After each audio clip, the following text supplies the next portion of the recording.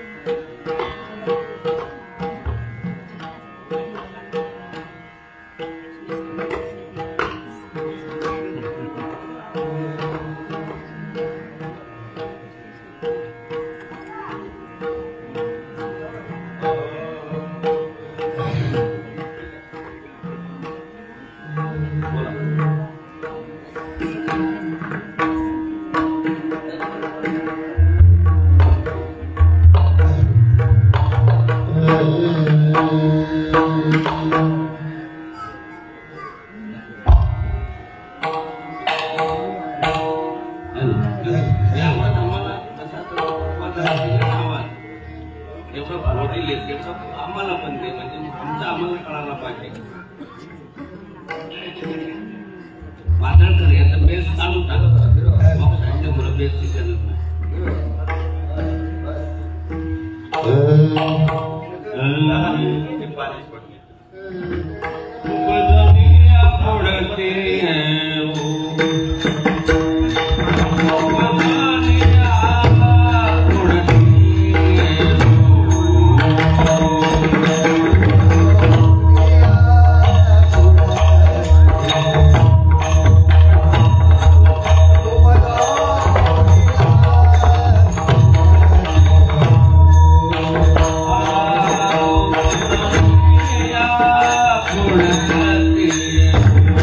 Thank you.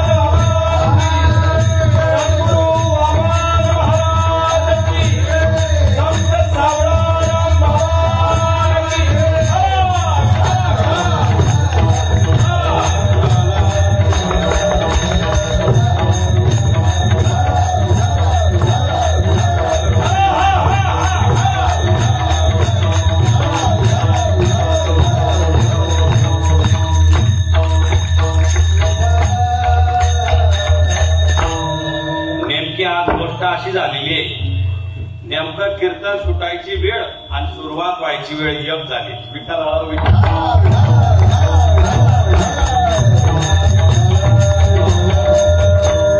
उपजोनिया पुढती येऊ काला खाऊ दही भात वैकुंठी तो ऐशे नाही कवळ काही काल्याचे एकमेका देऊ मुखे सुखे घालू हुंबरी वैकुंठी तो ऐशे नाही कवळ काही काल्याचे तुका म्हणे वाळवंट परवे नीट उत्तम वैकुंठी तो ऐशे नाही कवळ काही काल्याचे विठ्ठल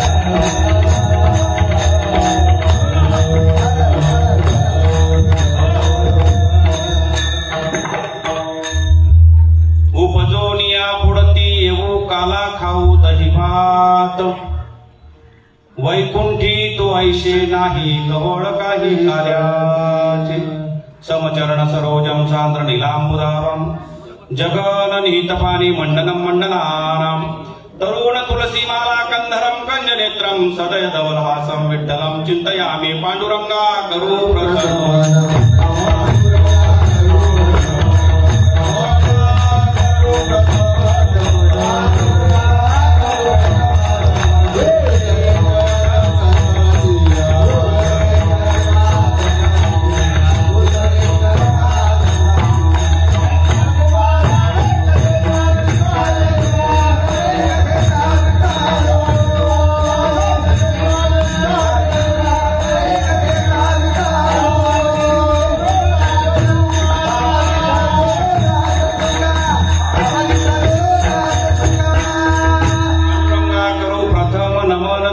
चरण संतांची त्यांच्या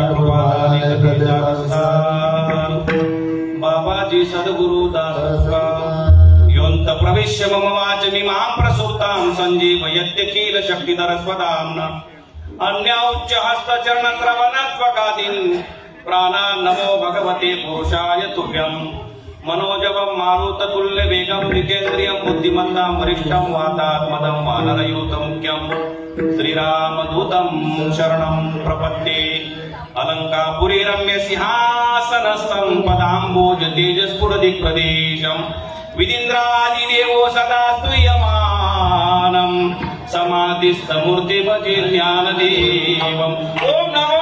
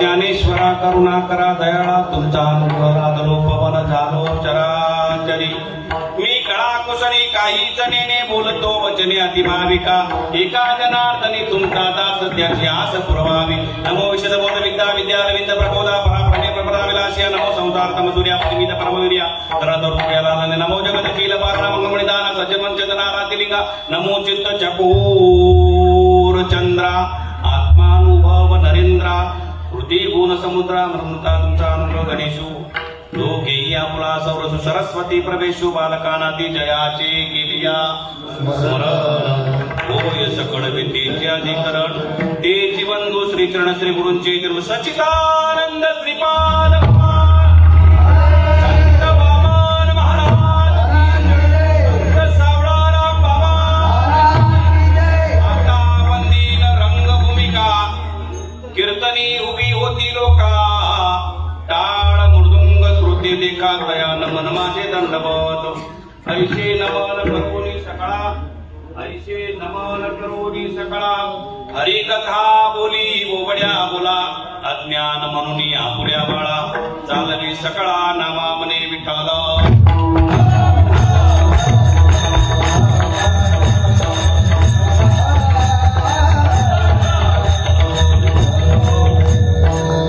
उपजोनिया पुढती येऊ काला खाऊ दही भात वैकुंठी तो ऐशे नाही कवड काही काव्याचे प्रस्तुत ऐका ना प्राप्त प्रसंगी भगवत सेवेकरता निवडलेला अभंग विपो थोडा कमी करून घ्या दादा जगतवंदने जगद्गुरु वैराग्याचा प्रत्यक्ष अवतार असणारे देऊचे सुप्रसिद्ध साधू संप्रदायाचा लौकिक संप्रदायाचं सौंदर्य संप्रदायाचं तेज संप्रदायाचा प्रकाश वैराग्याचा प्रत्यक्ष अवतार असणारे देऊचे श्रीमंत साधू जगद्गुरु तुकोबाराय यांचा 4 चरणाचा काला या प्रकरणातील गोड अभंग आहे विठ्ठल जगद्गुरु संत तुकाराम महाराज म्हणतात की दादा या मृत्यू लोकामध्ये मीही आलो जसं तुम्ही आले तुम्ही आपण सगळेजण आलो तसं या मृत्यू लोकामध्ये मीही आलो अनंत जन्मापर्यंत भगवंताची सेवा केली भक्तीच्या प्रांगणात पाऊल ठेवलं आणि पाऊल ठेवल्याबरोबर एक एक पाऊल मी ज्यावेळेला चालायला लागलो ना त्यावेळेला जे मला प्राप्त झालं जे कैवल्य सुखाची आस होती बहुत जन्मा होती मद आस आणि ते सुख मला प्राप्त झालं ते सुख भोगून कितीही भोगलं तरी असं वाटतं की परत भोगावं असं न सरे लुटिता मागे बहुता जनी आणि जुनाट ही खाली उघडली किती जन्मापासून प्रयत्न केला तुम्हाला माहितीये देहूचे तुकाराम बाबांनी किती जन्मापासून प्रयत्न केला माहितीये तुम्हाला जन्मोजन्मी आम्ही बहु पुण्य केले आणि तेव्हा या विठ्ठले कृपा केली अंबरीची राजा माझे तुकोबार आहे संत नामदेव महाराज माझे तुकोबार आहे भक्त प्रल्हाद माझे तुकोबार आहे अंगद रामायणातले अंगद माझे तुकोबार आहे कशासाठी केला प्रयत्न एवढा प्रयत्न एवढ्याच करता की ते सुख प्राप्त व्हावं तो जिव्हाळा प्राप्त व्हावा तो बोलावा प्राप्त व्हावा मी त्या देवाच्या स्वरूपापर्यंत पोहोचावा देव आणि मी याच्यात अंतर असू नये एवढ्या करता आणि म्हणून जगद्गुरु तुकोबाराय म्हणतात की बाबा मी त्या प्रांगणामध्ये हसताना खेळताना लुटताना बागडताना मिठी देताना आणि रात्रंदिवस एकच आस होती कैशी दशा येईल माझ्या अंगा चित्त पांडुरंगा धुरत असे झाली कृपा माझ्या तुकोबांवर कृपा झाली समर्थ दाता सद्गुरु बाबाजी चैतन्यांची कृपा झाली आणि तुकोबाराय म्हणतात की ते सुख भोगण्याकरता मी परत जन्माला येईल मोक्ष पद तुच्छ केली या कारणे आम्हा जन्म घेणे युगानुगे विटे ऐशे सुख नोहे भक्तिरस पुढता पुढतियास सेवा विधी आणि म्हणून म्हणतात परत जन्माला यावं लागलं परत मला गर्भवासाचं दुःख भोगावं लागलं चालेल उपजोनिया पुढती येऊ परत येईल मला कितीही दुःख हजारो वेळा मला नरकात पडावं लागेल तरी चालेल पण त्या सुखासारखं सुख नाही त्रिभुवनात म्हणून ते सुख उपभोगण्याकरता जे काल्याचं सुख आहे भक्तीचं सुख आहे प्रेमाचं सुख आहे हरी सुख आहे हे सुख उपभोगण्याकरता मी परत परत जन्माला येईल. उपजोनिया पुढती येऊ. हा, कशाचं सुख आहे ते? काल्याचं सुख आहे. कशाचं सुख आहे? काला. जो आपण वारकरी संप्रदायाच्या परंपरेमध्ये काल्याचे कीर्तन आपण ऐकत असतो, अनुभवत असतो, किंवा साधू संतांनी जो काला सांगितला ते जे सुख आहे, भक्ती सुख आहे, त्यालाच काला असं म्हटलेलं आहे. या ठिकाणी आपण जी भांडी टाकतो ते प्रतिकात्मक आहे, परंतु काला म्हणजे भक्ती सुख. महाराज म्हणतात मच्चित्ता मदगद प्राणा बोधयंत परस्परम. बोधाची देवाणघेवाण होणं म्हणजे काला. इथपर्यंत जन्माला का आलो त्याचा व्यवस्थित अशा प्रकारे विचार करणं म्हणजे काला. त्या दिशेनं वाटचाल करणं म्हणजे काला. येथे एकची लीला तरणे सर्व भावे मद बदले ऐल थडीच सरणे मायाजाळ असा एक भाव हृदयात निर्माण होणं म्हणजे काला. उपजोनिया पुढती येऊ. ते सुख उपभोगण्याकरता मी परत परत जन्माला येईल. काला खाऊ दहिवात. मग हे जे सुख आहे भक्तीचं, हे प्रेमाचं जे सुख आहे, हे हृदयाचं जे सुख आहे, समाधानाचं, शांतीचं, हे सुख मात्र इथंच उपभोगता येईल. हे मात्र वैकुंठात नाही. वैकुंठाची स्थिती अशी आहे, सहज मी आंधळागाळ मीच निराकार. पण ते म्हणून त्या ठिकाणी कर्तव्य शिल्लक राहत नाही, म्हणून ते सुख उपभोगता येत नाही. आणि म्हणून जगद्गुरु तुकोबा म्हणतात की मी मात्र या ठिकाणी परत जन्माला येईल आणि या ठिकाणी या भक्ती सुखाचा आनंद घेऊ. उपजोनिया पुढती येऊ. काला खाऊ दहिभात. वैकुंठी तो ऐशे नाही कवड काही काल्यात. या भक्ती सुखाचा आनंद वैकुंठ लोकात नाही. वैकुंठ लोक समजा त्या ठिकाणी ती भोगभूमी आहे, ही कर्मभूमी आहे. कर्म हे काला हे कर्म आहे आणि ते कर्मभूमीतच होतं. आणि म्हणून बीजांकुर रूपाने ते कर्म शिल्लक राहू नये म्हणून ते सुख भोगायचं आहे. आणि अशा पद्धतीने महाराज म्हणतात ते काल्याचं सुख भोगत असताना आम्ही एकटे भोगणार नाही. बघा तुम्ही काही काही लोक गावात येतात, स्वतः पोटभर खातात, दुसऱ्याला मुठभर देतात, नाही का? स्वतः काय करतात? पोटभर खातात, दुसऱ्याला मुठभर देतात. आणि काही स्वतःही पोटभर खात नाही आणि दुसऱ्याला मुठभर देत. एक वर्ग असा आहे. एक वर्ग असा आहे की स्वतःही पोटभर खातात, दुसऱ्यालाही पोटभर देतात, असा एक वर्ग आहे. मग स्वतःही पोटभर तृप्त होऊन आम्ही खातो, तुका म्हणे आम्ही खातो आनंदाचे, अशा पद्धतीने असा एक वर्ग आहे संतांचा, तो सगळ्यांना देतो. यारे यारे धरू हरिनाम तारू भवाचा सागरू भय नाही. अशा पद्धतीने सगळ्यांना सेवितो हा रस वाटितो अनिका ज्यारे होऊ नका रानभरी. तुकोबाराय म्हणतात की हा रस आमच्यापर्यंत आम्हाला प्राप्त झाला, तो आमच्या पुरता नाही, आमच्या पुरता नाही, तर तो आपण जेवूनी जेवविती लोका आणि संतर्पण करी तुका. या न्यायाने आम्ही तो वाटणार. कशा पद्धतीने? एकमेका देऊ मुखी सुखे कालो परी. वैकुंठी तो ऐशे नाही कवड काही काल्यात. आणि म्हणून हे काला नावाचं कर्म फक्त एका ठिकाणी घडतं आणि त्याला वाळवंट म्हणतात. आणि ते वाळवंट वाळवंटातच का होतो? त्याचं कारण असं आहे की तुकाराम महाराज म्हणतात की वाळवंटामध्ये फेर नावाचं कर्म घडतं संतांच्या कृपेने. म्हणून तुकोबाराय म्हणतात ते उत्तम आहे. तुका बने वाळवंट बरवे नीट उत्तम. वैकुंठी तो ऐशे नाही कवड काही कार्याचे विठ्ठल.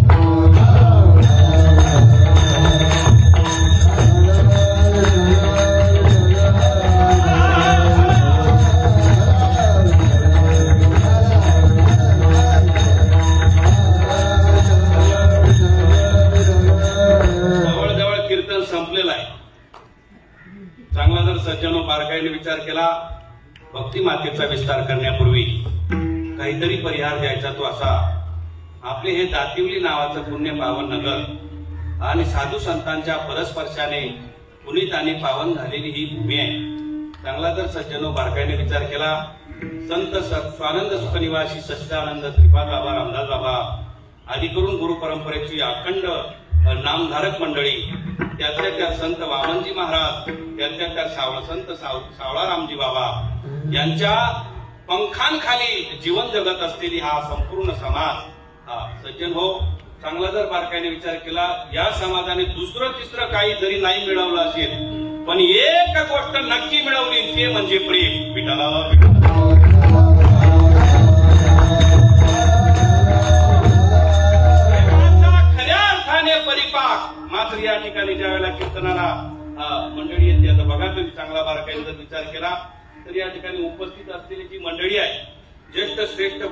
काकांसारखे परम आदरणीय परमस्नेही आमचे प्रकाशजी बाबा आहेत. परम आदरणीय परमस्नेही आमचे गुरुस्थानी असणारे प्रकाशजी बाबा, प्रकाशजी दळवी बाबा आहेत.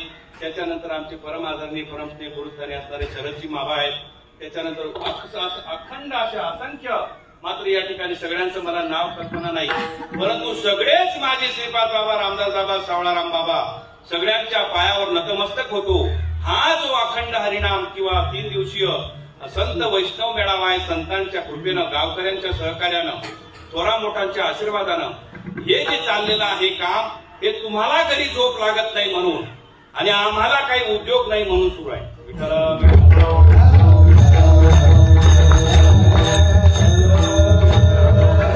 बारकाईने विचार केला, साधू संतांचा याच्या मागचा जो विशाल दृष्टिकोन आहे काय असेल, प्रत्येक जीवाला हृदय आहे. तपासून बघा, आहे का बरोबर? प्रत्येकाला आहे का?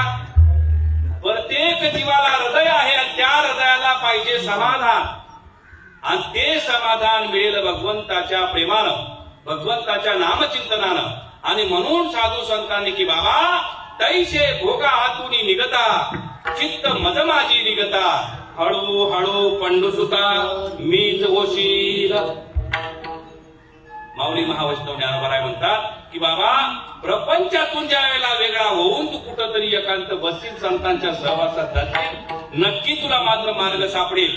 आणि म्हणून हा जो वैष्णव मेळाव्याचा उपक्रम आहे तो एवढ्या करता या ठिकाणी सज्जनो 3 दिवसीय हा कार्यक्रम सज्जनो चांगला बारकाईने विचार केला. तुम्हाला मी या ठिकाणी ज्ञान सांगण्यासाठी मुळीच आलो नाही, आणि मला खरोखर ज्ञान काय भानगडी, अजून आपलं ज्ञानाचं ना आपलं जमलं. चांगला जर सज्जनो बारकाईने विचार केला, ज्ञानाचा म्हणजे ज्ञानाचा ग जो आहे तो अजून आपल्याला कळत, आपल्याला करायची सेवा.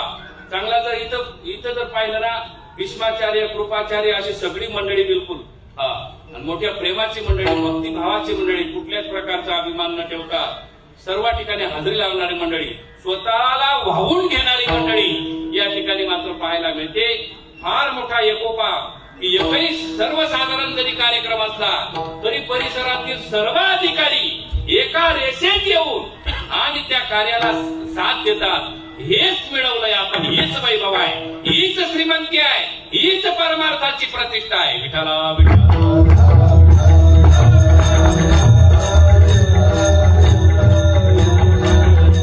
शेवटचा दिवस आहे, काल्याचा दिवस.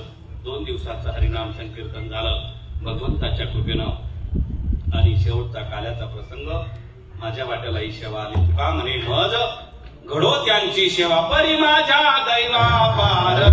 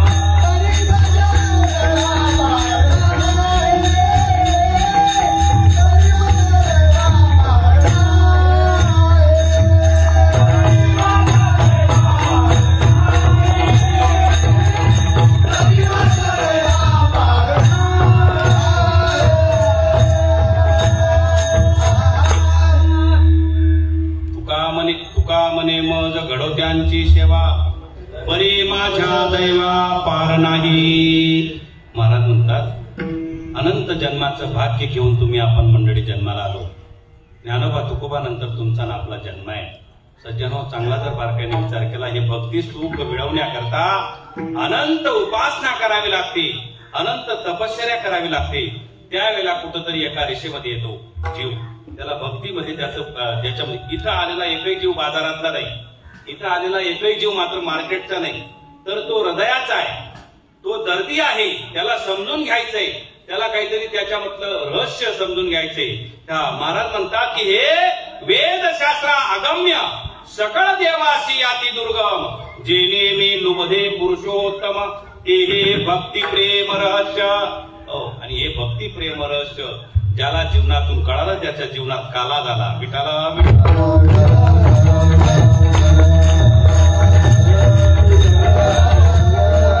रात्रंदिवस आम्ही काल्याचे कीर्तन चाललेलं आहे आमचं. रात्रंदिवस इथं इकडं तिकडं इकडं तिकडं हजारोच्या संख्येनं आपण रोज कुठल्या कुठं काल्याचे कीर्तन आपण बघत असतो, ऐकत असतो. परंतु सज्जनो, काल्याचा जो मुख्य मतितार्थ आहे, प्रत्येक विषयाला 3 अर्थ आहेत बरं का. एक सरळ अर्थ आहे, एक भाव अर्थ आहे आणि तिसरा गूढ अर्थ आहे. सरळ अर्थ सर्वसामान्य माणसं समजून सांगतात, भाव अर्थ विद्वान लोक समजून सांगतात आणि गूढ अर्थ जो आहे ते संत मंडळी समजून सांगतील. विठाला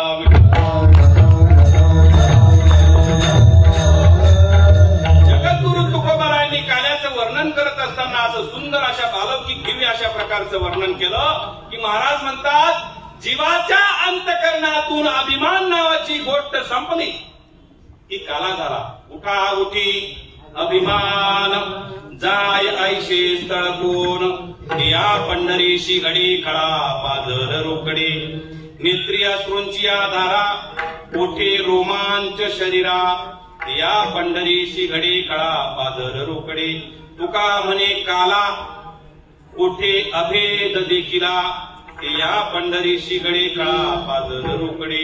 अशा पद्धतीने जगद्गुरु तुकोबारायांच्या जीवनातला काला आहे, त्यांचा आजचा अभंग आहे. विठाला तुकोबारायांनी जे केलं तेच आपण केलं तर बरोबर आहे.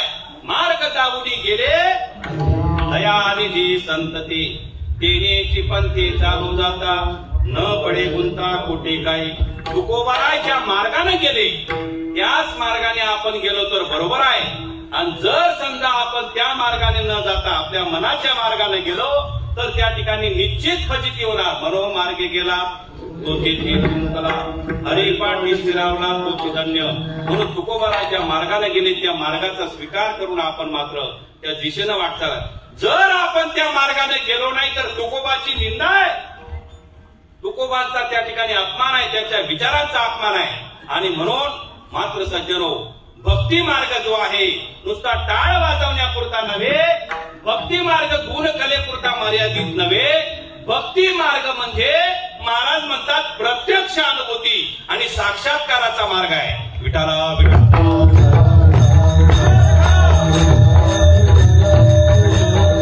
भेटले पाहिजे समर्थ, भेटले पाहिजे संत. आणि ते संत ज्यावेळेला जीवनात भेटतात, जीवनाचं त्या ठिकाणी कृत्य झालो, इच्छा केली ते पावलो, पूर्ण केला मनोरथ. घराले कृपाळू देव कृपा करील. यात काय नवल आहे. महाराज तुका म्हणे कृपा करील नारायण, करतोच, करावं लागेल. देवाला कृपा करावी लागेल, पण तेव्हा तरीच हे वर्म पडे काय.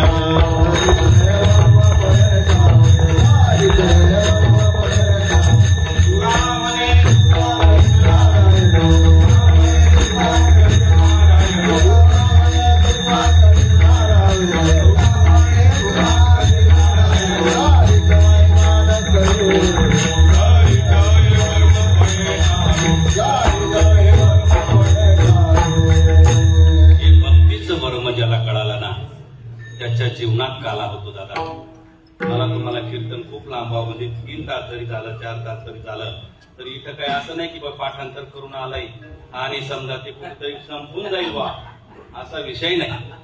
न सरे लुटिता मागे बहुता जगी जुनाट जुगादीचं नाण आहे. आणि संतांची कृपा ज्यावेळेला होते, वाचा सहज बोलते. कीर्तनाचा कुठे कारखाना नसतो, कीर्तनाचा कुठे कारखाना नसतो. संत ज्या वेळेला कृपा करतात, ज्ञानोबाराय माझी माऊली म्हणते, तो बोले ते स्तवन चाले तो जप माझा, असे त्याची कपित वदा समाधी माझी. विठाला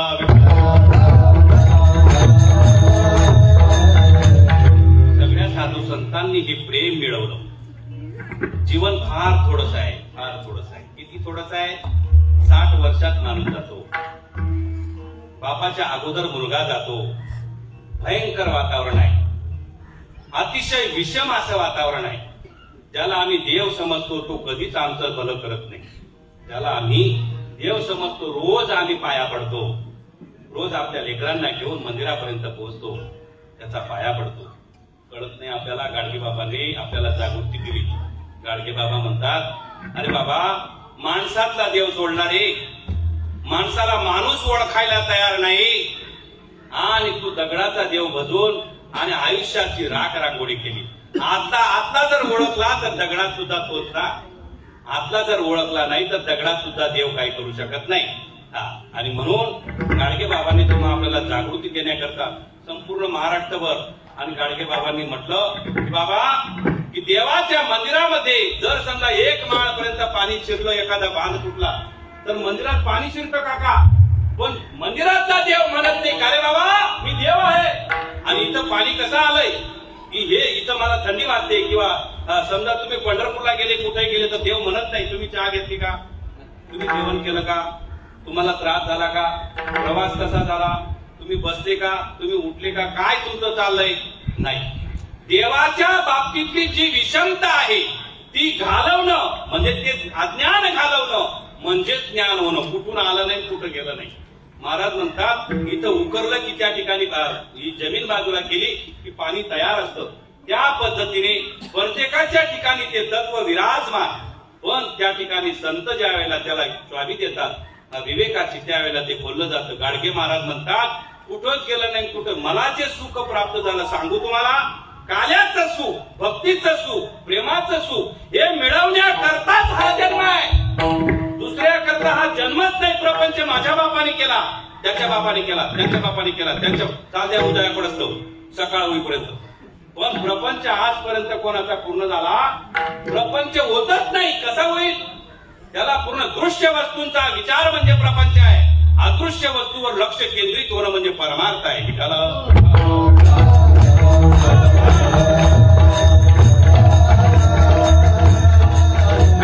महाराज म्हणतात, तो देव मंदिरातला आपण जातो, अज्ञानानं बसत असतो. सज्ञान होऊन बसलं की आनंद मोठा आहे. तो मिळवण्याचा अधिकार आपला आहे. सकळाशी येथे आहे अधिकार, कलियुगी उद्धार हरीच्या नामी. गाडगे बाबा म्हणतात, देवाच्या मंदिरात चोरी पाहिली. होत नाही चोरी? देवाच्या मंदिरात चोरी होते का? होते ना. हा, चोर येतो, हळूच कण मात्र तिथून सगळा गासोडा बांधतो, निघून जातो. देव म्हणत नाही का रे बाबा, एवढ्या लोकांनी इथपर्यंत काय काबाड कष्ट करून इथं दान चढवलं एवढं, आणि खुशाल तो घेऊन जातो. तो एक शब्द सुद्धा बोलत नाही, काही बोलत नाही, घेऊन जातो. देवाच्या मंदिरात चोरी पाहिली, सज्जनांच्या गळ्यावर सुरी पाहिली. समाजामध्ये चांगला माणूस जर काम करत असेल ना, त्याला लोक जगू देत नाही, त्याला रस्त्यानं चालू देत नाही. एका म्हाताऱ्यानं असा विचार केला, रस्त्यानं असं जात होता, 4-5 म्हातारे असे ओट्यावर बसले आणि तो चालला आपला सरळ, असं वरमान करून. तर बाजूचे म्हातारे 4-5 लगेच ती, त्यांचा फार मोठा अभ्यास असतो. ते बसले लोक ते लगेच म्हणजे बाबा असं उंच मान करून चालला. त्याला गर्व झाला, अभिमान झाला, खाली पाहत नाही कोणाकडे, रामराम सुद्धा करत नाही तो. असं निघून गेला तो बाबा. तो एक दुसरा होता त्याच्यासाठी तो जाऊन म्हणे, बाबा काका ते असं म्हणत होते म्हणे, बाबा तुम्ही कोणाकडेच पाहत नाही, तुम्हाला अभिमान दाखला, खूपच पोरं लवकर लागले ना, असं झालं. म्हणे तसं नाही भाऊ, त्यांचं असं म्हणणं आहे का? ठीक आहे म्हणे, बाबा आपण खाली मान घालू. घातली खाली मान, खाली मान घालून चालला. एवढ्यात लगेच ते 4-5 त्यांचा अभ्यास फार चांगला, ते लगेच त्या ठिकाणी पडत म्हणे, बघा त्याला वर मान करायला नाक नाही म्हणे बा. आधीच्या माणसात एक जण असतं ते बरं का, आपल्या मंडळात असतं का, 1-2 जण असत, इकडे बी असतं तिकडे बी असतं, टुटून टुटून टुटून टुटून. मग ते जाऊन सांगायला लागलं म्हणे बा, असं म्हणतात काका ते की तुमनं वर मान करायला नाक नाही बा, असं आहे म्हणे बा. म्हणे हो. म्हणे मग आता असं करू म्हणे बा, खाली बघायचं नाही, वरती बघायचं नाही. म्हणे कसं बघायचं? असं बघायचं. निघाला बाबा असा, निघाला असा रस्त्यातून बाबा निघाला, आणि तरी सुद्धा त्यांचा अभ्यास फार. त्यांनी लगेच म्हणलं, बघावं म्हणे, तुम्हाला सांगितलं ना मी, याची नजर ठिकाणी कसे घर टिकतो हा सगळ्याची आहे का नजर ठिकाणी. तो एक दुसरा तिसरा गडी होता, तो जाऊन सांग, काका असं म्हणता म्हणे ते. म्हणे असं म्हणे आता जगायचं आता दिसो न येताना ऐशे करीगा नारायणा. तुकोबारायांना त्रास दिला बरं, दुसऱ्यांनाही दिला, आपणच दिला. तुकोबांना ज्ञानोबांना त्रास देणारे दुसरे नाहीतच, आपणच. हो, चांगला जर बारकाईने विचार केला तर त्या ठिकाणी तो बाबाला सांगितलं दामन घेतला हो हातामध्ये, दामन घेतला बरं का, आणि असे दोघं डोळ्यांमध्ये पोटून घेतले झाला आणि डोळे फोडून घेतले स्वतःचे. नाही बघायचे या जगाला, बरंच म्हणत नाही बा, काय करावं. मग डोळे फोडल्यानंतर ते असे एवढे पट्टे बांधले डोळ्यावर आणि पट्टे बांधून तो बाबा रस्त्यानं असं त्याचं चाललाय. तरी ते लोकांचा अभ्यास त्यांना फार शिकलेला असतो. तर ते म्हटले बघा याने केलेला आहे वाईट, याने चुकीचं काम केलंय, माझ्या डोळ्यासमोर बघितलो. काय म्हणतो हे मुद्दा महत्वाचा असा आहे, या समाजाला खुश करण्यासाठी तुम्ही कितीही प्रयत्न केला तरी सुद्धा समाज कधी खुश होऊ शकत नाही. होऊ शकतो माझा कीर्तनला, होऊ शकतो माझा परमात्मा, त्याची एक नजर मिळावी म्हणून गोपिका शृंगार करायच्या. ऐका नाही, सज्जन माणसाला होतो निश्चित त्रास, होतो थोडा त्रास, पण गुण हमखास. गुण मात्र त्या सज्जनाचा समाजावर हमखास असा होतो. म्हणून त्या ठिकाणी मात्र तो ज्या वेळेला त्याने ते डोळे फोडून घेतले, देवाने बरं म्हणावं एवढ्याकरता गोपिका शृंगार करायचे. तुम्हाला सांगतो, तुम्हाला आपण शृंगार करतो कशासाठी नाही सांगता येणार मला, पण गोपिका शृंगार करायच्या ती एकच कारणासाठी. काय? नेसली गबाई चंद्रकला टिपक्यांची, नेसली गबाई चंद्रकला टिपक्यांची, बाई टिपक्यांची, बाई टिपक्यांची. तिरछी नजर माझ्यावर या सावळ्या हरी, तिरछी नजर माझ्यावर या सावळ्या हरी. हो, एवढ्या कर एक नजर त्याची माझ्यावर पडावी एवढ्या करता. गाडगे बाबा म्हणतात की बाबा सज्जनांच्या गळ्यावर सुरी पाहिली. याच्या पुढचं सांगू तुम्हाला, प्रत्येक संप्रदायामध्ये प्रत्येक मंडळामध्ये हा कार्यक्रम सुरू आहे. कुठला? साधू संतांमध्ये हाणामारी पाहिली. नाही बघत तुम्ही? अहो कुठलाही संप्रदाय बघा तिथं हाच आहे. त्याला असं वाटतं मला काय विचारलं नाही बघ तुम्ही. या दोन गोष्टीमध्ये आपलं जग पडतं दादा. तुम्हाला सांगतो बंधन काय असतं, मोक्ष काय असतो सांगतो. मलाच पाहिजे, बंधन आहे, मला काहीच नकोय, त्याच्या कृपेनं चालतंय, हे मोक्ष आहे. विठाला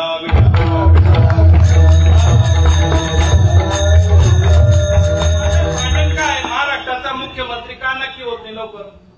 काय कारण आहे? मलाच पाहिजे. प्रत्येकाच्या ठिकाणी काय वृत्ती आहे तसं परमार्थातही संसारामध्ये आहे.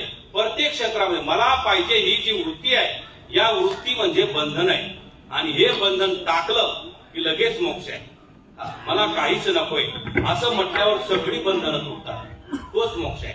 म्हणून महाराज म्हणतात की बाबा सज्जनांच्या गळ्यावर सुरी पाहिली, साधू संतांमध्ये हाणामारी पाहिली, पतिव्रता सोनी उपाशी राहिली, अशी कशी दुनिया जंगावर चालली, अशी कशी दुनिया जंगावर चालली,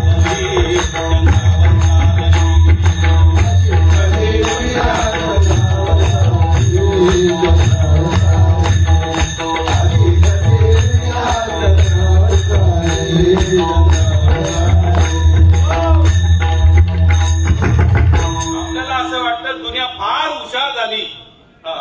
पूर्वी लोक बसून जेवण करत होती.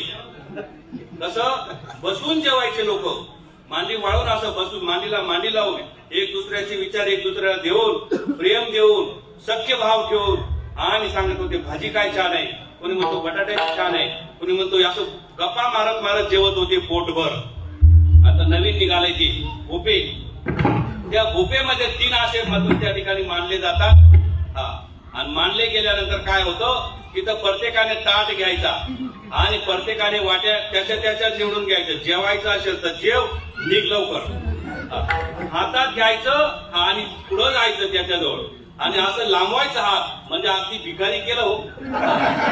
असं हात लांबवायचा आणि लांबून म्हणायचं काय, जर तू हिंदू असेल तर ते देवाच्या नावानं आणि मुसलमान असेल तर ते मात्र अल्लाच्या नावानं. ही पद्धत म्हणजे आपण म्हणजे लोक मोठी झाली का जोडे घालून जेवणं म्हणजे मोठे होणं का. चांगला जर बारकाईने विचार केला तर पूर्वीचा जो साधू संतांनी दिलेली जी संस्कृती आहे ती संस्कृती आम्ही आमच्या पायाखाली दाबली आणि दरिद्री लाचारी जीवन आपण जगायला लागलो म्हणून आपल्या जीवनात दुःख आहे. विठाला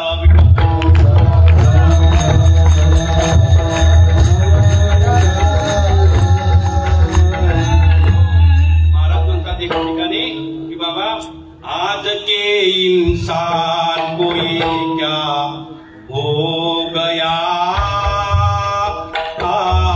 जिसका पुराना प्यार कहाँ पर खो गया. जिसका पुराना प्यार कहाँ पर खो गया. लक्षात येत नाही का आपलं 20 वर्ष मागे जा तुमच्या लक्षात येईल जीवाला जीव देणारी माणसं होती.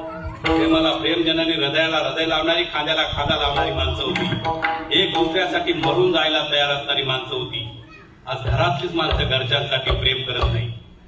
पती पत्नीवर प्रेम करते पती पतीवर प्रेम करते. हे प्रेम गेलंय कुठं कुठंच गेलं नाही कुठंच गेलं नाही. आपण माणसाची मन बिघडली. मन चांद न बदला सूरज न बदला ना बदले आसमान इतना बदल गया इंसान. आणि म्हणून माणसाने आपलं काळीच सुधारलं पाहिजे. काळीच आपलं मन सुधारलं पाहिजे नाही का. महाराज म्हणतात मात्र ते जे प्रेम आहे ते प्रेम म्हणजेच काला. ते प्रेम जे आहे ते प्रेम एक दुसऱ्याला प्रेम दिल्याने जे समाधान प्राप्त होतं त्या समाधानाकरताच माणसाचं जीवन आहे. इतरत्र कुठल्याही कारणासाठी नाही. म्हणून काल्याच्या कीर्तनामध्ये मात्र तो प्रेमाचाच जो संगम असतो तो ते प्रेम मिळवण्याकरता मात्र जीवाने अविरत अखंड अशा प्रकारे प्रयत्न केला पाहिजे.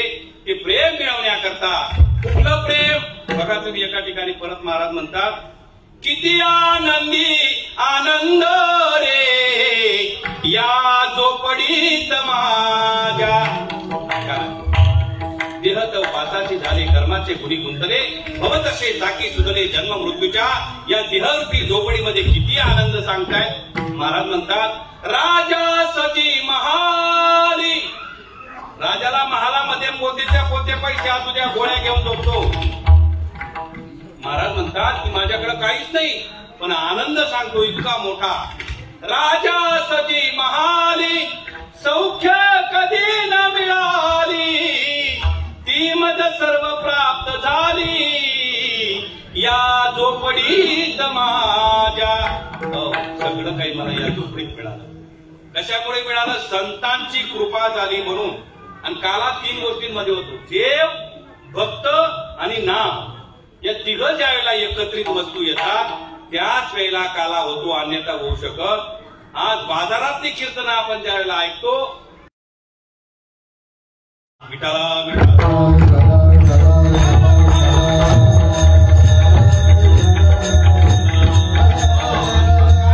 नाम रूपा नाही मेळ अवघा वाचेचा गोंधळ.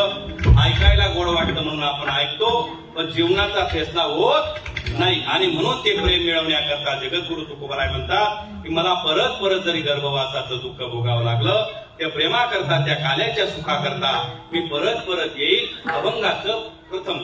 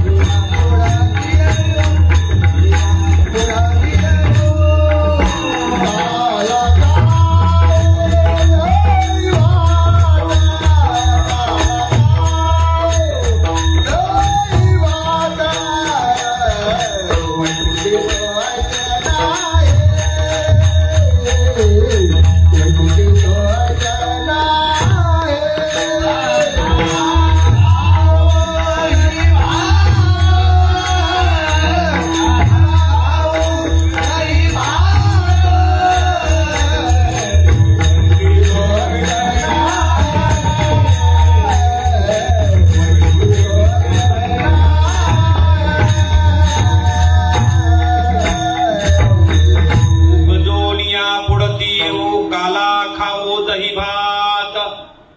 महाराज म्हणतात परत परत जन्माला येऊ आणि ते भक्ती सुखाचा आनंद घेऊ.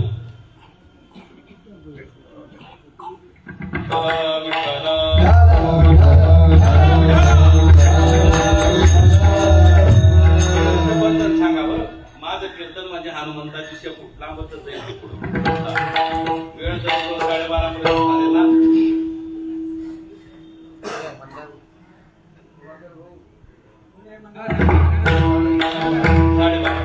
विठ्ठला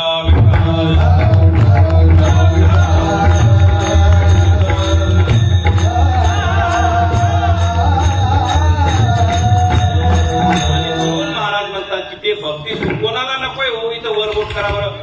कोणाला असं वाटतंय की मला सुख नकोय? असा कोणी व्यक्ती एखादा जन्माला आलाय का की त्याला असं वाटतंय की मला सुख नको, मला रात्रंदिवस दुःखच हवंय? आहे का एखादा कोणी? एकही नाही. पण एक माता जन्माला आली आपल्या या भारतवर्षामध्ये. एक माता जन्माला आली. तिने म्हटलं देवा मला पावलो पावले दुःख दे देवा.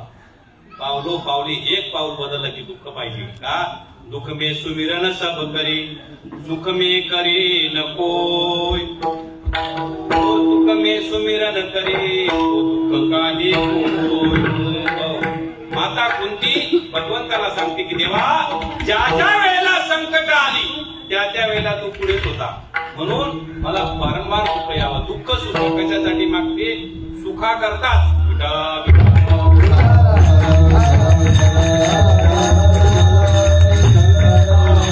एकदा का संतांची कृपा झाली तर तुम्हाला वैकुंठही कळतं. एकदा का संतांची कृपा झाली की तुम्हाला मात्र कैवल्य सुख सुद्धा कळतं. संतांची कृपा झाली की तुम्हाला ज्ञानाचे डोळे फुटतात. संतांची कृपा झाली तर तुम्हाला मनुष्य जन्माला येण्याचं खऱ्या अर्थाने सार्थक होतं. महाराज म्हणतात वैकुंठ हे मात्र काय आहे? वैकुंठ म्हणजे काय? इच्छारहित स्थिती. आता काही लोक म्हणतात वैकुंठ म्हणजे देवाने वर राजवाडा बांधलाय आणि त्याच्यामध्ये चांगले चांगले लोक येतात ना, आमदार खासदार असे पैसे मजबूत, त्यांना मस्त त्याचं जागा मिळते आणि सुंदर पैकी मात्र ते वैकुंठात राहतात. असं नाही. कुठेही कुठल्याही प्रकारची ज्ञान देवा पाठ आणि हाच वैकुंठ. भगवत जीवाची जी स्थिती आहे, अंतःकरणाची जी वृत्ती आहे ती ईश्वराच्या स्वरूपाशी एकमय झाली, त्या स्वरूपाशी तादात्म्य पावली तर त्या ठिकाणी तो जीव त्याच जागेवर वैकुंठात आहे. आणि म्हणून वैकुंठ नावाची गोष्ट नाही तर वैकुंठ नावाची गोष्ट जरी नसली तर वैकुंठात सगळं आहे. ज्या वेळेला भगवंताशी तादात्म्य ज्या वेळेला जीव पावतो तर भगवान परमात्मा त्याच्यासाठी त्याचं सगळं भांडार खुलं करतो. खुलं काय करतो? त्याचं भांडार खुलं करतो.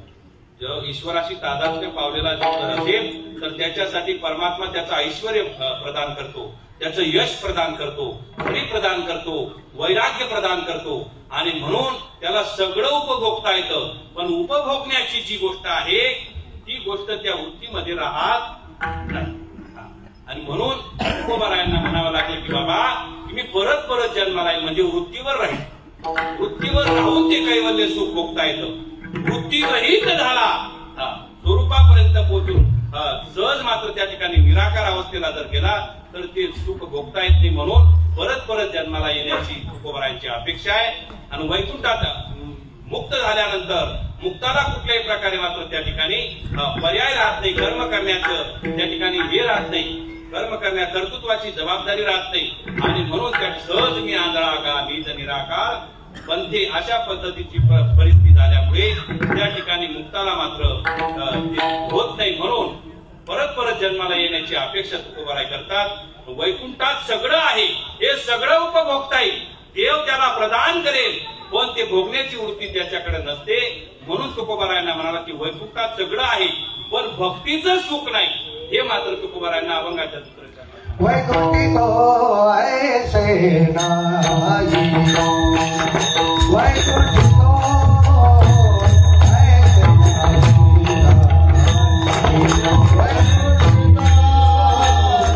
ऐसे नाही,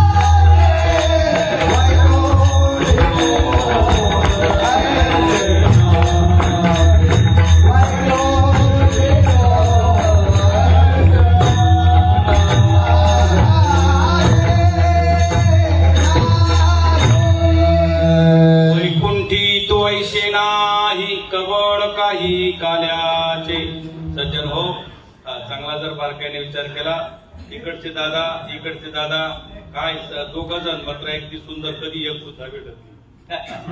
आमच्याकडे खानदेशामध्ये वाजवणाऱ्यासाठी 1000 रुपये घे पण ये, अशा पद्धतीने सज्जन हो सुंदर अशा प्रकारे वाजवतात.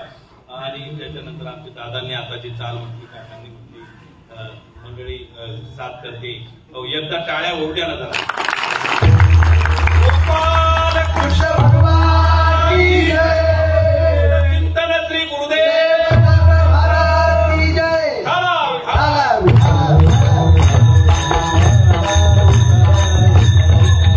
वैकुंठ आपलं सुख सांगतो तुम्हाला. कैवल्य सुख कसं असतं बघा. आपला वेळ पुढे चाललाय पण तरी आपण बघू कैवल्य सुख कसं असतं बघा. आता हा माझा दादा पकवाज वाजवतो. वाजवता वाजवता वाजवता वाजवता त्या विषयाशी एकरूप झाला. मी कुठं बसलो हे सुद्धा विसरला. आणि ते वाजवता वाजवता इतका तन्मय झाला की हरवला तो. आता जर त्याला शोधायचं असेल, त्याला शोधायचं असेल तर तो स्वतः शोधेल वृत्तीवर आल्यावर. परंतु तो ज्या वेळेला हरवला त्यावेळेला त्याला लक्ष नाही की मी कुठं आहे. ती वस्तू झाला. काय झाला? रंगला या रंगे तुका विठ्ठल सर्वांगी, तत्वमसी विद्या ब्रह्मानंद सांग, तोची झाला अंगे तुका आता, तुका म्हणे आळी आणि जीवे नुरेची. अशा पद्धतीने वाचता वाचता तन्मय स्थितीला हरवणं, त्या विषयात हरवणं. सगळं जमतंय आपल्याला पण हरवता येत नाही. हरवणं ज्या दिवशी आपल्याला जमलं त्या दिवशी सुखाचे साम्राज्य भुवनी नांदी असं म्हणतात ना, ज्ञानोबराय म्हणतात.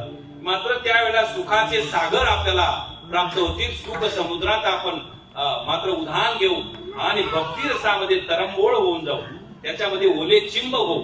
किंवा ज्या वेळेला हरता येईल. आता गाता गाता महाराजांनी आता सुंदर चाल म्हटली बघा.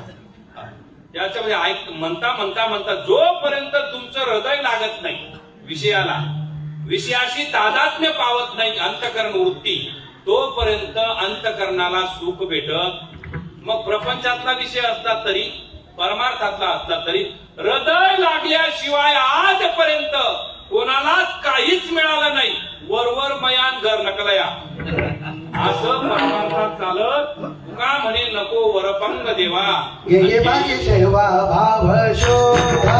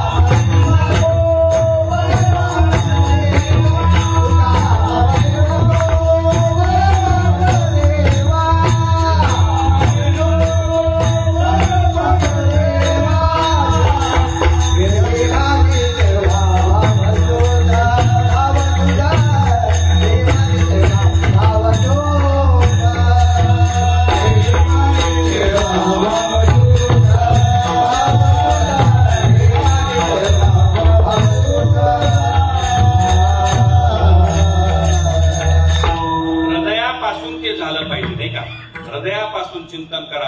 हृदयापासून प्रेम आळवा, हृदयापासून कृष्ण आळवा, दत्त आळवा. तुम्हाला जो देव आवडत असेल तो आळवा. पण त्याचा अगोदर संतांकडून संबंध जोडून घ्या. संबंध जोडल्याशिवाय प्रेम तयार होत नाही. संबंध जोडावा लागतो. कुणीतरी मध्यस्थी असावा लागतो. माझा मुलगा आहे, तुमची मुलगी आहे, लग्न होऊन जाऊ द्या, जमत नाही. कोणतरी पाहिजे, मध्यस्थी पाहिजे. तसं संता वाचोनिया नाम नये हाता, साधने साधिता कोटी गुणे, जैसा कांते वीन करणे संसार, तैसा हा व्यापार साधनांचा. आणि म्हणून महाराज म्हणतात की हे भक्ती प्रेम रहस्य हे काला तत्व समजून घेण्यासाठी मात्र संतांची कृपा परम आवश्यक आहे. आणि ती संतांची कृपा जीवावर होतेच, पण हृदयापासून त्याने मात्र त्या ठिकाणी त्या दिशेला वाटचाल केली पाहिजे, मनापासून केली पाहिजे, हरवला पाहिजे, त्याने केला पाहिजे. ते कैवल्य सुख त्याला प्राप्त होणारच. त्या सुखाचा तो आधी सर्व सुखा अधिकारी आणि मुखी उच्चारी हरिनाम, सर्वांगी तो सर्वोत्तम मुखी नाम हरीचे. आणि म्हणून ते सुख मात्र प्रत्येक जीव उपभोगू शकतो. आणि ते सुख मात्र हृदयातून जीवाला प्राप्त होतं. तुमच्या हृदयामध्ये एवढी विशाल अलौकिक अशी दिव्य शक्ती आहे की तुम्ही जगावर प्रेम करू शकता. कशावर म्हणतो मी? जगावर प्रेम करू शकता एवढी ताकद हृदयामध्ये आहे. पण आमचं असलेलं प्रेम आम्ही आमच्या लेकरापुरतं मर्यादित ठेवलं, आमच्या परिवारापुरतं मर्यादित ठेवलं, गल्लीपुरतं मर्यादित ठेवलं. ते हृदय जर समजा विशाल अंतकरणाने तुम्ही प्रेम करायला सुरुवात केली की हृदयाचं पात्र एवढं व्यापक होतं. व्यापकत्वाच्या दिशेनं ज्यावेळेला अंतकरण वाटचाल करू लागतं त्यावेळेला जगावर प्रेम करण्याची ताकद या हृदयामध्ये येते. आणि म्हणून तुकोबाराय म्हणतात, माझ्या हृदयाचं सुख आणि तुमच्या हृदयाचं सुख, ते सुख इकडं घ्यायचं आणि हे सुख त्यांना द्यायचं. म्हणजे काय? आलिंगन घडी मोक्ष सायुज्यता जोडे. अशा पद्धतीने आलिंगन संताची दिव्य झाली माझी काया. जगद्गुरु तुकोबाराय म्हणतात, आम्ही ते सुख एकमेकांना देऊ आणि सुखाने तो आनंदाचा उपभोग घेऊ. अभंगाचं तिसरं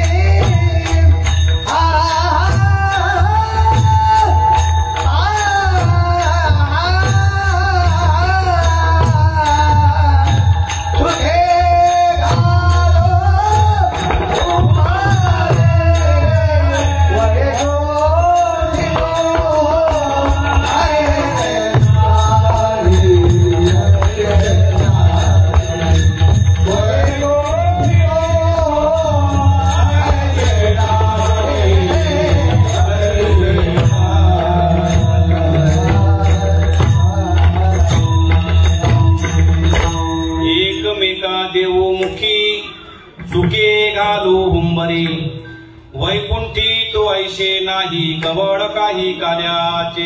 जगद्गुरु तुकाराम महाराज म्हणतात की बाबा हे काला हे कर्म आहे. आणि ते कर्म मात्र वैकुंठात नसून ते इथंच करता येतं.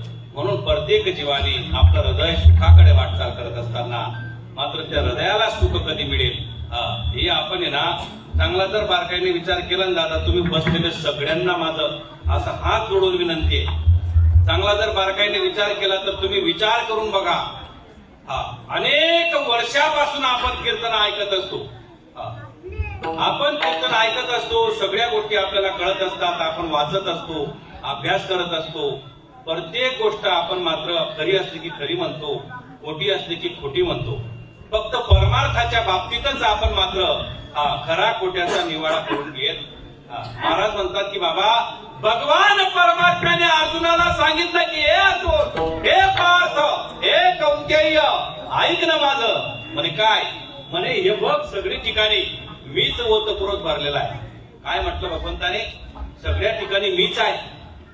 आणि अर्जुन म्हणतो, देवा तू जरी असं म्हणतोयस ना, पण मला काय कुठं दिसत नाही बघू. अर्जुनाने काय सांगितलं? तुझं आता भगवंत म्हटल्यानंतर किती मोठा माणूस, किती मोठा त्या ठिकाणी दैवत्व. अर्जुनाने त्याच्यामध्ये ती म्हणतात ना, आपण सरम पडते वा नाही सांगायला. हो म्हटलं असतं, हो हो मग इथेही दिसता, तिथेही दिसता, तिथेही दिसता असं सांगितलं असतं का नको कोणी? अर्जुनाने. पण अर्जुनाने स्पष्ट सांगितलं की देवा तू बोलतोयस ते खोटं आहे, मला तू कुठेच दिसत नाही. आणि मग भगवंताने त्यावेळेला ते जे पात्र आहे, ती जी अवस्था आहे, ती अवस्था अनुग्रह देण्याची आहे बरं का. म्हणजे तो त्या ठिकाणी प्रत्यक्ष जे दिसतंय, जे पूर्ण सत्य आहे ते मांडतोय की मला दिसत नाही. आणि त्यावेळेला भगवंताने त्याला दिव्य चक्षु दिले. दिव्यम ददामी ते चक्षु असं गीतेमध्ये वर्णन आलंय. तर ते दिल्यानंतर त्या ठिकाणी प्रत्यक्ष अनुभूती साक्षात्कार झाला.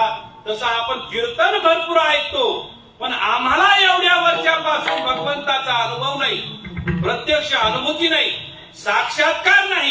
ही गोष्ट जीव स्वीकारत नाही, म्हणून त्याला सुख भेटत नाही.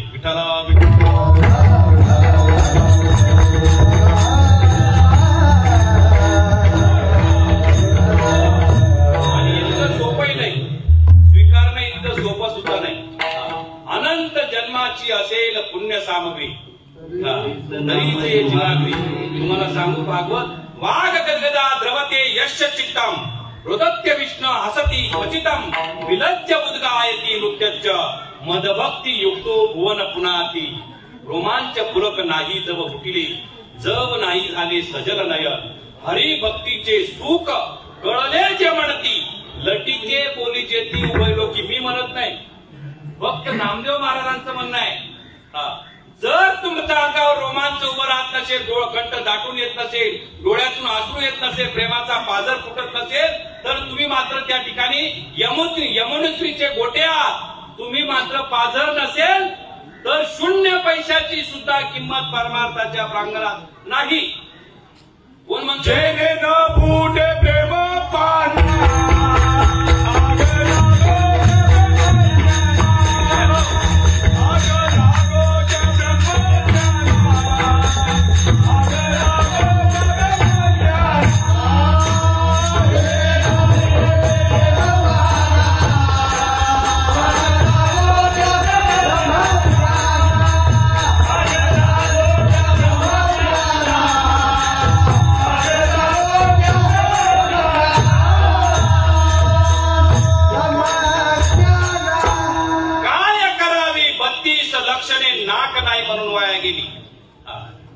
एक माणूस म्हणत होता, म्हणे महाराज आम्ही पूर्ण लगीन जमत नाही, आमचं मुलीचं लग्न जमत नाही हो. मग म्हटलं का जमत नाही बा? स्वयंपाक येत नसेल. अहो तिच्यासारखे वडेपाव कोणी बनवत नाही. इतकं सुंदर सगळ्या प्रकारचं पावभाजी बनवून घ्या, समोसे बनवून काही बनवायला लावा, तयारच आहे. म्हणे असं म्हटलं दिसायला चांगली नसेल, म्हणे दिसायलाही अतिशय सुंदर आहे. म्हणे मग चालत नसेल व्यवस्थित, पायाने आजू असेल, म्हणे तसंही काही नाही. म्हटलं मग काय प्रॉब्लेम, जमत का नाही? म्हटलं मला घरी घेऊन चला. मग घरी गेलो आम्ही, आणि घरी गेल्यावर पाहिलं तर नाकावर मशीनं पाय ठेवलाय, आणि म्हणून लग्न जमत. तसं शरीरामध्ये नाक कमी असलं तर जमत नाही, सुंदरता नाही. तसं परमार्थाचं नाक आहे प्रेम, परमार्थाचं नाक आहे काला, परमार्थाचं नाक आहे भक्ती सुख. आणि तेवढंच मिळत नसेल, पांढरे कपडे घालून तरी काय उपयोग आहे? विठाला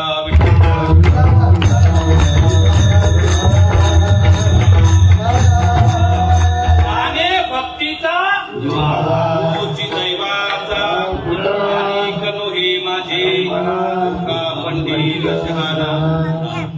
साधू संतांना कळवळा आला, हे कैवल्य सुख म्हणजेच प्रेम सुख. हे कैवल्य सुख कुठं आहे? हृदयाचा चैतन्य नाथ म्हणजे कृष्ण आहे, अंतकरणाची वृत्ती राधा आहे. अशा पद्धतीने या हृदय रूपी गोकुळामध्येच परमात्मा विराजमान आहे.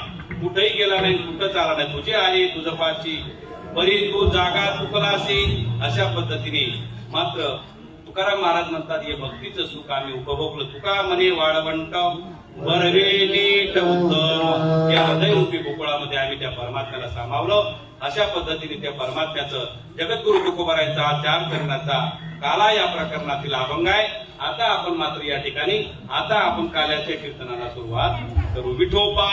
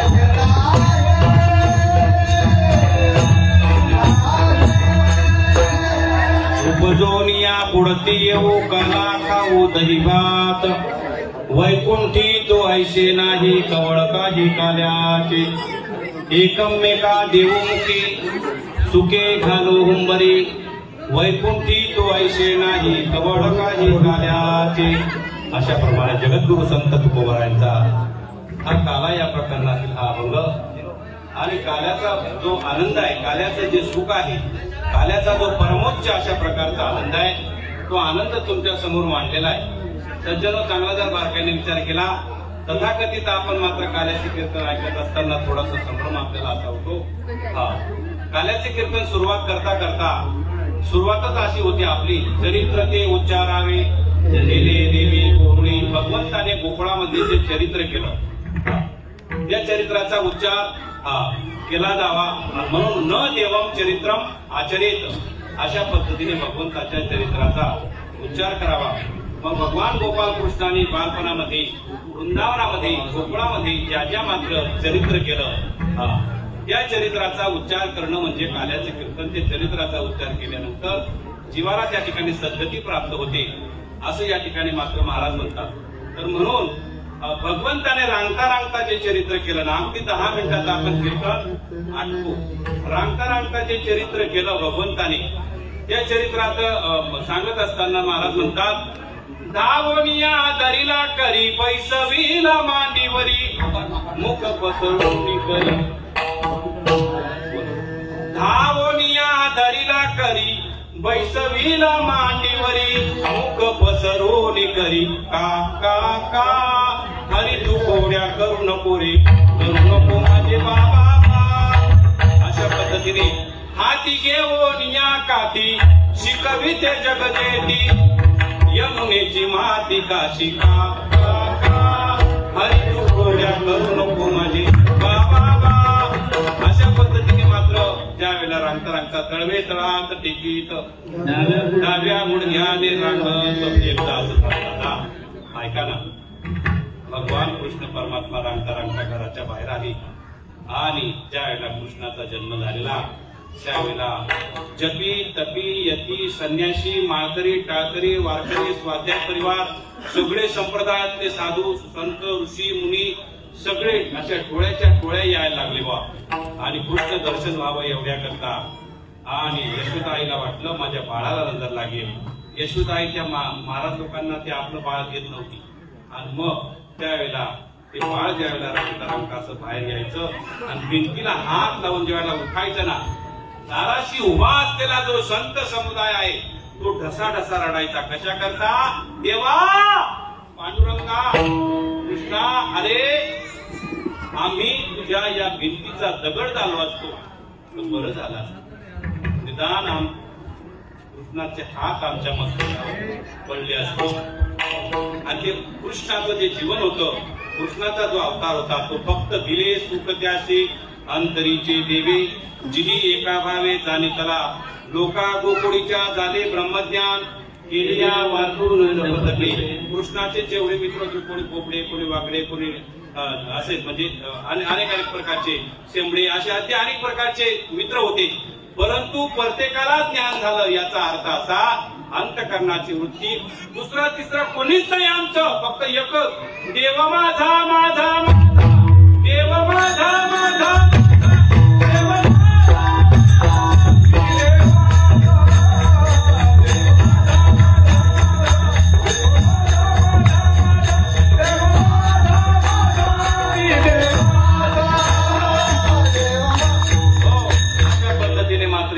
आपली वेळ आटोक्यात आली आणि म्हणून सज्जन हो अशा पद्धतीने भगवान परमात्म्याने रांगता रांगता बऱ्याच प्रकारे जे साधकांची जी अवस्था होती गोपिकांची जी अवस्था होती ती अवस्था म्हणजे हृदय त्यांनी मात्र कृष्णाला अर्पण करून दिल्यामुळे आणि रोज मात्र त्या यशोदाईकडे यायच्या आणि सांगायच्या की आई हा जो कृष्ण आहे ना हा कृष्ण काय आम्हाला गोकुळात राहू देत नाही यशोदे कृष्णाला सांगावे गोकुळी राहावे का जावे काय सांगता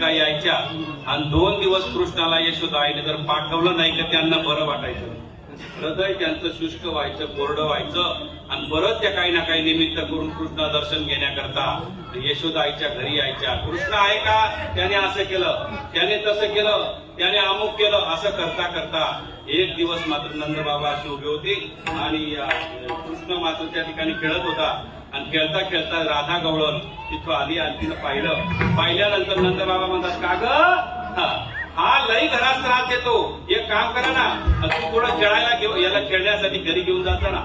आणि मग राधा त्या ठिकाणी कृष्णाला घेऊन घरी गेली आणि घरी गेल्यानंतर त्या ठिकाणी आणि मग राधा आणि कृष्ण म्हणजे हे चांगला जर बारकाईने विचारलं, कृष्ण तीच राधा, राधा तोच कृष्ण, अंतर नाही निमेष, नाही का, अशा पद्धतीने मात्र त्या ठिकाणी तो प्रेमभाव निर्माण झाला. योगासं भगवान परमात्म्याने जो कैवल्य रसाचा प्याला मात्र राधिकेला त्या ठिकाणी दिल्यामुळे त्या ठिकाणी मात्र ती राधा त्या ठिकाणी बेशुद्ध झाली आणि बेशुद्ध झाल्यानंतर गणित त्या ठिकाणी मात्र सगळ्यांना माहित पडलं की मात्र राधा बोलायला तयार नाही, बघायला तयार नाही, काहीच नाही, निश्चित पडलेली आहे. तर अशा वेळेला गलीतल्या शेजारी बाजारच्या बाया म्हणे का ताई, यशोदा माय तुम्हाला कळत नाही म्हणे, एवढी पोर सुंदर, इतकी चांगली देखणी आणि कशाला इकडं तिकडं तुम्ही कुठेही मात्र मुलगी जाते, तिला मात्र बोलवत नाही, कुठेही जाऊ देता, लोकांची नजर लागते, असं मोकळं डोकं सोडून जाते, हे करते ते करते, असं करता करता सगळे गाव मात्र त्या ठिकाणी राधेच्या आईला बोलायला लागलं आणि बोलता बोलता बोलता त्या ठिकाणी मात्र एक जण सहज म्हणे बुवा, जर समजा ही जी मूर्छा आहे, ही मूर्छा जर तुम्हाला बरी करायची असेल तर एकच वैद्य आहे आपल्या गावामध्ये, म्हणे कोण, नंद बाबाचं पोरगं, दुसरा तिसरा वैद्य नाही बरं का, हाच मात्र हे करू शकतो. कारण का, नंदाचा कारटा लईबाई चोरटा, याने गोड बोलून काटा काढिला, याने गोड बोलून काटा काढिला. अशा पद्धतीने आणि मग सगळ्यांनी असा विचार केला, चला पण मात्र त्या ठिकाणी नंद बाबाचा हा जो कृष्ण आहे, या कृष्णाला विचारून तर पाहू नये आपण, तिथं काय म्हणणं आहे बा, ती मुलगी खूप छान दिसते, कोण, राधा, आपण करून टाकू, यावर्षी ओळखून टाकू म्हणे बा. पण त्या ठिकाणी म्हणजे विचारलं पाहिजे आपण. नंद बाबाने मात्र त्या कृष्णाला त्याला विचारून तर घ्या, त्याचं म्हणणं आहे का नाही बा. कृष्णाला विचारलं, म्हणे बा ही राधा पोरगी तुला कशी वाटते, चालेल म्हणे बा, तसं काही अडचण नाही बरं का, अरे तुला फक्त विचारलं ना आम्ही.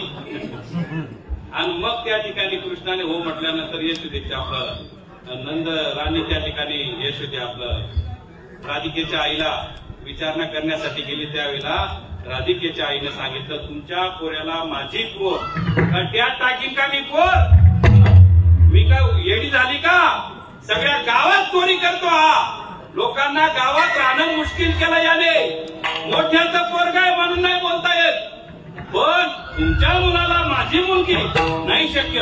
आणि तिथून नंदराणी निघून आलेली होती आणि दुसऱ्या दिवशी राधिका तिथे निचट्ट पडलेली आहे आणि सांगितलं की आता पर्याय फक्त नंद बाबाचं पोरग, ते इथं आल्याशिवाय राधा कुठं नाही. म्हणे बाई मी कसं जाऊ, कालच मी त्या ठिकाणी मात्र काढून लावलं, त्यामुळे मात्र मला आता तिथं पर्याय नाही. मग हळूच दोघ जण गेले, राधेच्या आई वडील दोघ जण गेले आणि हात जोडले, माफी मागितली, काही करा, माझी एकुलती एक मुलगी आहे, एवढं काम तुम्ही करा, तिला उठवा. तेवढ्यामध्ये एक जण म्हणे एक पर्याय, दुसरं तिसरं काही पर्याय नाही, या राधिकेचं लग्न जर तुम्ही लावून देत असाल कृष्णाची तर ही वाचेल, अन्यथा वाचू शकणार, हिच्या प्रारब्धातलं पुण्य संपलं, आता कृष्णाशी जर लग्न लावलं तर ही वाचेल, वाचू शकणार नाही. आणि मग राधिकेला त्या ठिकाणी राधेच्या आईने विचार केला की ठीक आहे तसं काय असेल ना, मुलीला उठवा. आणि मग त्या ठिकाणी कृष्णाला बोलवण्यासाठी ज्या वेळेला गेले, आता कृष्णाला बोलवायला गेले म्हणजे तो काय सहज येईल का, राधिकेला उठवायचं मानापानाने, अगदी थाटामाटाने आला हो, लहानसा बाप गोपाल कृष्ण करायला मानापानाने त्या ठिकाणी थाटामाटाने आला आणि कोण झाले काय नंतर मारला बा, अशी राधिका पडली आहे. आणि त्या ठिकाणी कृष्णाने असं पाहिलं, अशी नाडी पाहिली आणि नाडी पाहिल्यानंतर लगेच कृष्ण म्हटलं नाही काही उपयोग होणार, मुलगी तुमची नवापूरपर्यंत पोहोचली, काहीच फायदा होणार नाही. पण एक काम करावं लागेल, लग्न जर केलं तर होईल. आणि मग त्या ठिकाणी मग तसं का होईना बाबा, पण कर काहीतरी मंत्र त्या ठिकाणी शक्ती केली आणि त्या ठिकाणी राधिका उठून उभी झाली. राधिका म्हणजे काय? रा भक्ती प्रेमाची दारा हेच राधिका. आणि कृष्ण म्हणजे आकर्षण. अशा पद्धतीने मात्र त्या ठिकाणी राधा आणि कृष्णाचं सतत अविरत अखंड अशा प्रकारे मात्र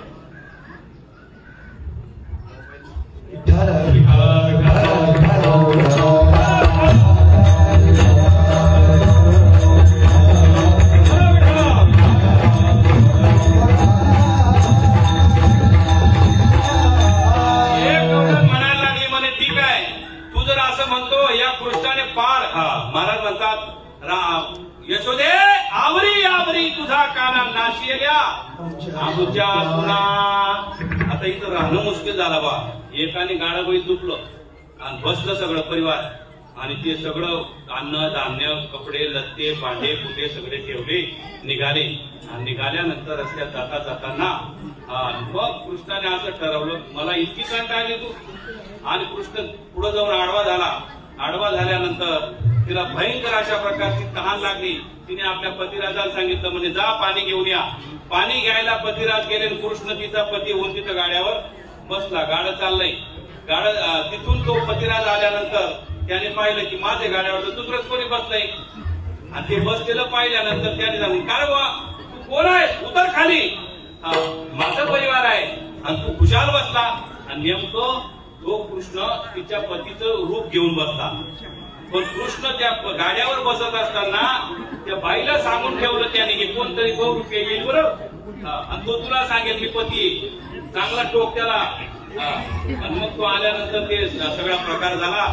आणि मग तो त्या ठिकाणी उतरायला ज्या वेळेला लागला त्याला उतरू आणून मात्र खाली उतरवला. उतरवल्यानंतर दोघं भांडण करायला लागले. कोण? त्या बाईचा पती आणि कृष्ण. इकडं भांडण करतोय आणि दुसरा कृष्ण गाड्यावर बसतोय. गाडं चाललं. असे 1 कृष्ण 2 कृष्ण 3 कृष्ण. मग त्या ठिकाणी त्याने हात मध्ये गेले, रे बाबा माझी देखणी बायको गेली. आणि अशाच वेळेला मात्र त्या ठिकाणी तो जर्जर झाला. नंद बाबाकडे गाराने गेलं. नंद बाबा सांगितलं, म्हणे बाबा काहीतरी करा. मग म्हणे कसं ओळखायचं? सगळेच कृष्ण दिसतायत ना. कहा पगडारू देखे या नेरा देखा तो सब वही नेगेरा. आणि म्हणे सगळेच कृष्ण ओळखायचं कसं? आमचा कोणता नाही. नेमका या बाईचा पती कोण? म्हणे व एक गंमत आहे. तर मी तुम्हाला या ठिकाणी परीक्षा घेतो. नंदबाबाने अशी मोठी इथून तर तिथपर्यंत अशी खड्डं केलं. आणि खड्डं केल्यानंतर नंदबाबाने पैज मारली.